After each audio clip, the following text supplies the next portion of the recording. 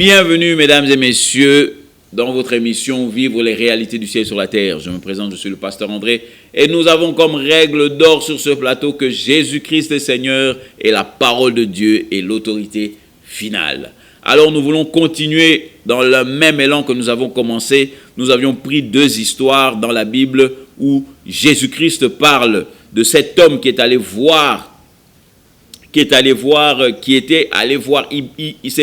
c'est pas vraiment une histoire, mais il est en train de donner une anecdote.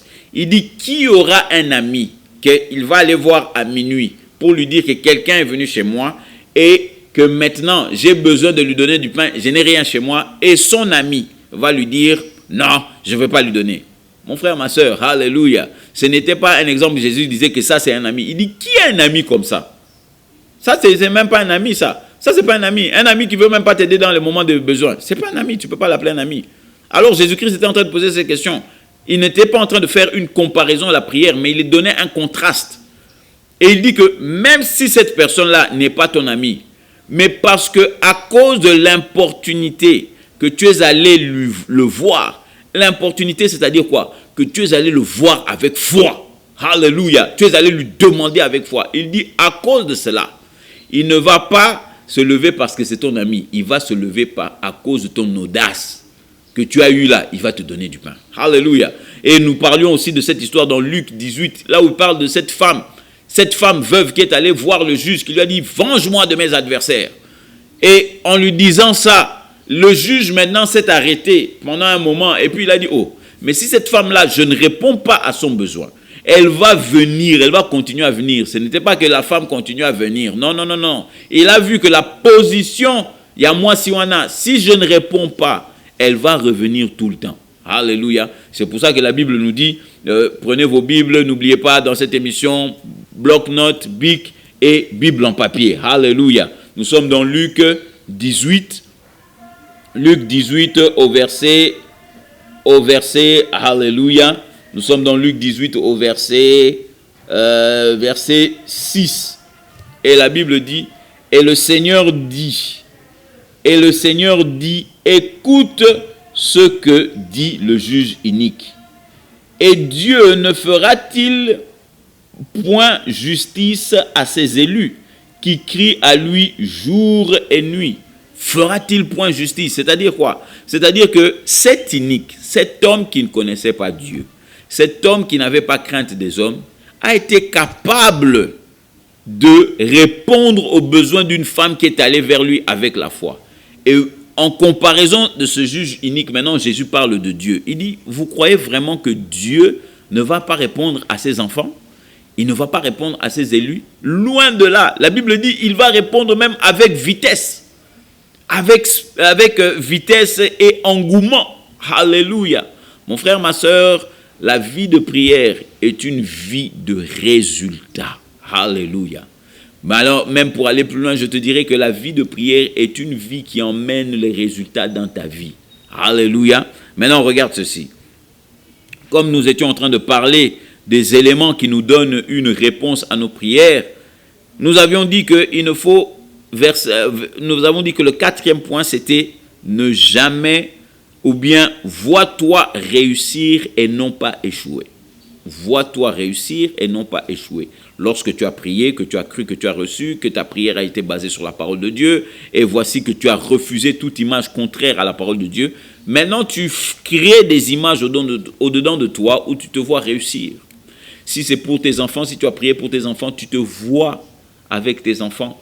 Tu vois comment tu fais grandir tes enfants. Si tu as prié pour une voiture, tu te vois dans la voiture. Si tu as prié pour une maison, tu te vois dans la maison. Mon frère, ma soeur, il ne faut jamais s'apprêter pour l'échec. Il faut toujours s'apprêter pour la réussite. Pourquoi? Parce que Dieu ne ment pas. Alléluia. Et nous avions dit que le cinquième point, c'est quoi? C'est témoigne ce que tu crois.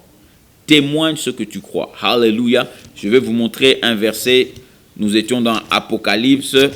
Allons dans Apocalypse au chapitre 12. Apocalypse au chapitre 12. Alléluia. Et le chapitre 12 au verset 11. Je veux que tu comprennes bien ce que nous allons lire maintenant. afin que tu réalises, mon frère, ma sœur, la vie d'un enfant de Dieu est une vie de victoire et de succès. La vie d'un enfant de Dieu est une vie de victoire et de succès. C'est-à-dire quoi? Dieu veut t'utiliser pour démontrer aux gens qu'il est bon. Dieu veut t'utiliser pour démontrer aux gens qu'il est fidèle. Dieu veut t'utiliser pour démontrer aux gens qu'il n'y a pas d'autre Dieu à part lui, car c'est lui le Dieu véritable. Alors, Apocalypse 12, au verset 11, la Bible nous dit clairement, « Et eux l'ont vaincu à cause du sang de l'agneau et à cause de la parole de leur témoignage. » Alléluia. Mon frère, ma sœur, je veux attirer ton attention et te montrer que la Bible ne dit pas que eux vont le vaincre. Alléluia. On ne dit pas que vous allez le vaincre dans le futur. On dit que eux l'ont vaincu. Alléluia. Laisse-moi te poser une question. L'ont vaincu, c'est quoi? Passé, présent et futur. Alléluia. C'est quoi? Bien sûr que l'ont vaincu, c'est le passé, papa. Alléluia. Voici que toi, tu es en train de te battre tous les jours dans ce que nous appelons le combat spirituel. Oh, tu chasses le diable, tu te bats avec le diable, tu chasses les démons de célibat, tu chasses les démons de ceci. Mais mon frère, ma soeur, c'est faux. Alléluia. Mon frère, ma soeur, la Bible dit que vous l'avez vaincu. Alléluia. Ils l'ont déjà vaincu. Alléluia. Vous l'avez déjà vaincu à cause du sang de l'agneau. Et c'est quand que le sang de l'agneau a coulé? Le sang de l'agneau a coulé il y a 2000 ans. Alléluia, il y a plus de 2000 ans. C'est-à-dire que vous avez déjà vaincu le diable, ça fait de cela plus de 2000 ans. Alors pourquoi est-ce que tu es troublé? Pourquoi est-ce que tu te bats comme si le diable te cause des problèmes? Alléluia, mon frère. Le diable est déjà vaincu, papa. Le diable est déjà vaincu. Alléluia. Mais je veux attirer ton attention. La Bible dit que l'agneau, ils l'ont vaincu par le sang de l'agneau. Que tout le monde dise le sang de l'agneau. Alléluia. Oh oui, c'est le sang de Jésus qui nous a rendus vainqueurs. Mais maintenant, la Bible est claire. La Bible dit le sang de l'agneau est. Alléluia. Le sang de l'agneau est. Alléluia. Donc, c'est-à-dire que l'un ne peut pas fonctionner sans l'autre. Le « et » là, c'est une conjonction. C'est-à-dire que c'est comme un rond-point. Donc, un côté fonctionne avec l'autre. L'autre côté fonctionne avec l'un. Donc, ça ne peut pas fonctionner sans l'un. Maintenant, écoutez bien. Il dit, à cause du sang de l'agneau et de la parole de leur témoignage. La parole de leur témoignage. Alléluia. Pas la parole de mon témoignage. Jésus-Christ. Non, non, non, non, non, non. Jésus-Christ a fait sa part. Il a fait couler le sang. Maintenant, toi, tu dois faire ta part. C'est la parole. Tu vas les vaincre. Ils les ont vaincus pour que la manifestation de ta victoire se fasse. Il faut la parole de ton témoignage. Maintenant, la parole de ton témoignage, c'est quoi? Alléluia, mon frère. La parole de ton témoignage, c'est quoi? Est-ce que la Bible dit que le pauvre dit « je suis riche » Est-ce que toi, tu dis « je suis riche » ou bien tu dis « dans un bon côté, je suis fauché, vinanga, passi, tout ça, tout ça » Ça ne donne pas gloire. Quand tu glorifies le diable, ce que le diable fait dans ta vie, au lieu de glorifier ce que Jésus-Christ a fait dans ta vie, ça ne fonctionnera jamais.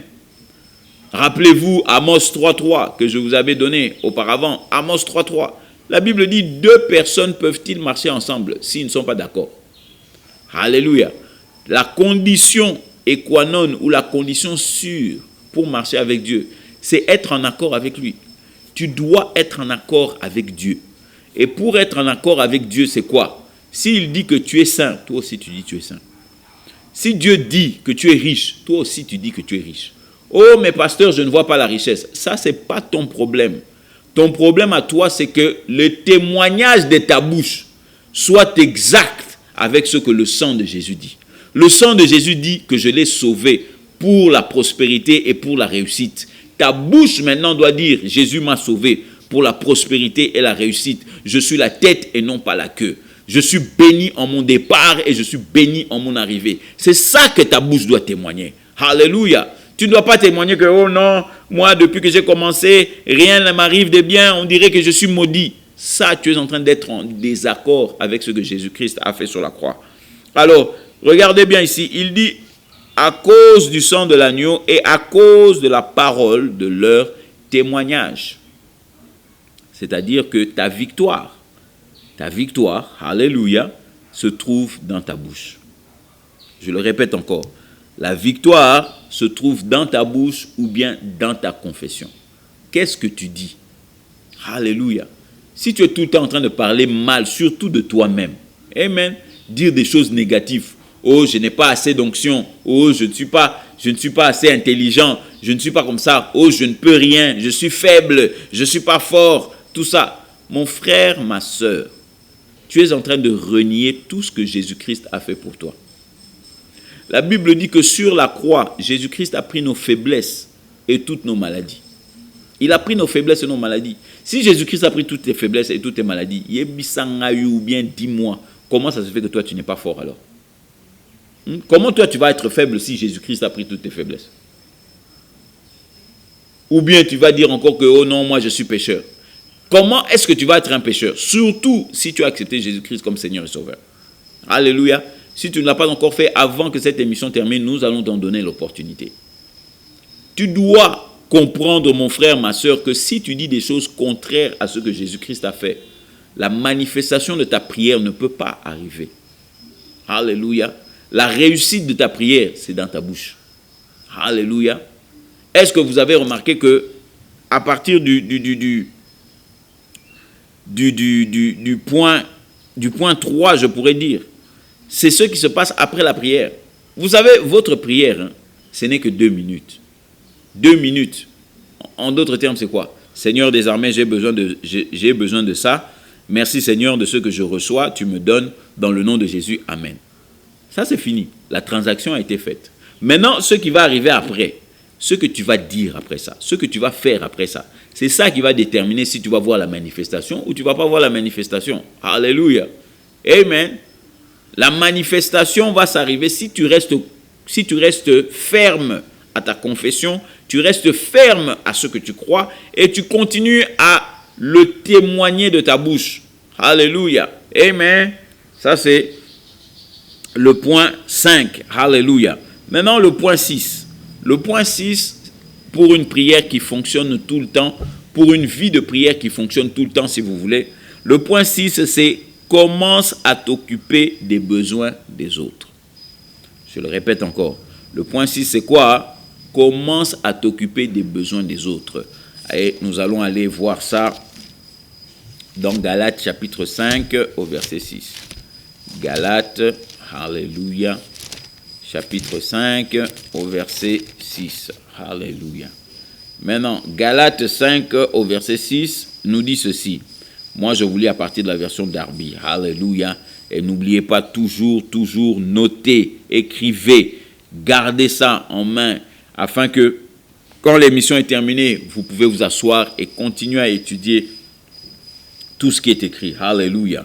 Maintenant, écoutez ceci. Galates 5, verset 6, il dit, « Car dans le Christ Jésus, ni circoncision, ni incirconcision n'ont de valeur, mais la foi opérante par l'amour. La foi opérante par l'amour. » Mon frère, ma soeur, c'est l'amour qui garde la puissance dans la prière. L'amour, c'est d'ailleurs la véritable présence de Dieu. Alléluia. C'est-à-dire que quand tu as prié et que tu as cru, maintenant, qu'est-ce que tu fais? Tu ne pries plus pour toi. Maintenant, tu t'occupes des besoins des autres. Pourquoi je vais m'occuper des besoins des autres? Parce que je sais que Dieu va s'occuper de moi. Je sais que Dieu va déjà prendre soin de tous mes problèmes. Alléluia. Donc, ce qui fait que directement, ma foi va fonctionner par l'amour plutôt. Alléluia. Ma foi va fonctionner ou opère au travers de l'amour. Alléluia. Vous devez aimer. Si tu vois quelqu'un, comme je donne souvent un exemple, si par exemple ton loyer de la maison c'est, disons, $300. Et voici que ton frère vient à la maison, il te parle, il te dit, oh non, mon loyer à moi c'est $50. Mais toi là où tu es, tu n'as que $50.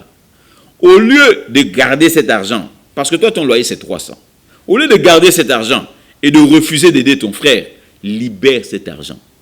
Libère cet argent. Tu dis, mon frère, voilà, j'ai $50, toi, va payer ton loyer. Et comme moi, j'ai payé ton loyer, Dieu prendra soin de mon loyer.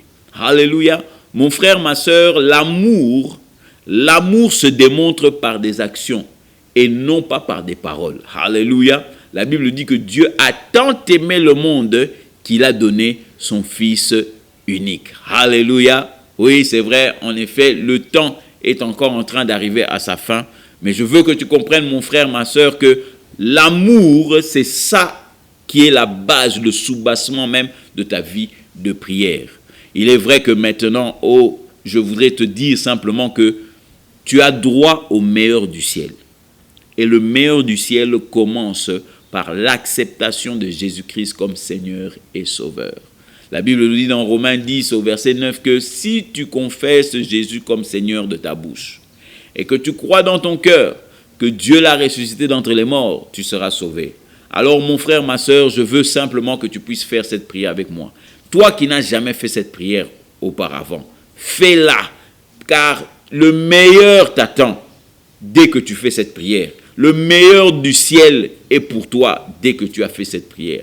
Alors je veux que tu répètes après moi, Seigneur Jésus, aujourd'hui j'ai entendu ta parole et je crois que tu es le Dieu vivant.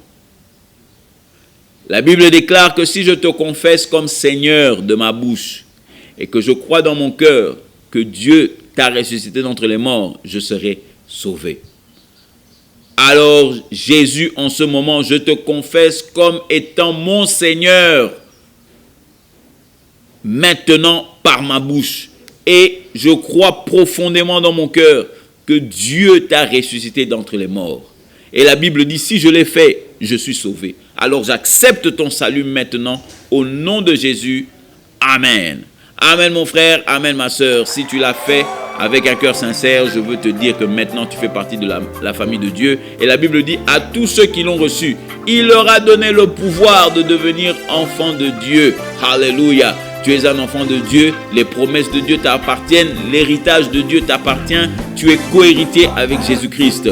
Alors je t'encourage à trouver maintenant une bonne église, un endroit où Jésus-Christ est prêché comme Seigneur et Sauveur et surtout, alléluia, où Jésus est reconnu comme l'autorité finale de l'église. Maintenant, je voudrais t'encourager que si tu n'as pas d'endroit où appeler, appelle-nous, nous allons t'encourager, nous allons te diriger. Et si tu es dans les alentours, nous allons t'inviter. Je voudrais te rappeler simplement, mon frère, que Jésus-Christ est Seigneur. Je suis le pasteur André et je vous dis à la prochaine et à demain.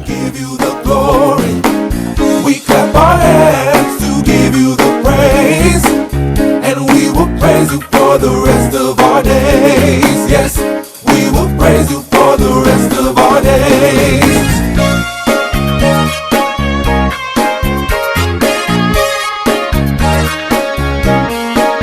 We sing a song in the sanctuary. We sing a song